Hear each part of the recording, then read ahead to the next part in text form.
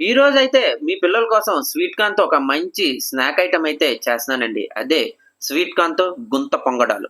ముందుగా 2 sweet corn పొత్తులు తీసుకొని, వాటి నుంచి స్వీట్ కార్న్ గింజలను సెపరేట్ చేసి, సగం స్వీట్ కార్న్ గింజలను మిక్సీ చేసుకొని, అందులో రిమైనింగ్ స్వీట్ కార్న్ గింజలను వేసుకొని, జీలకర్ర, ఉప్పు, కారం, పసుపు, ఉల్లిపాయ ముక్కలు, పచ్చిమిరపకాయ ముక్కలు, బియ్యం పిండి, శనగపిండి, తగినంత నీరు, కొత్తిమీర వేసుకొని బాగా కలుపుకుందామండి.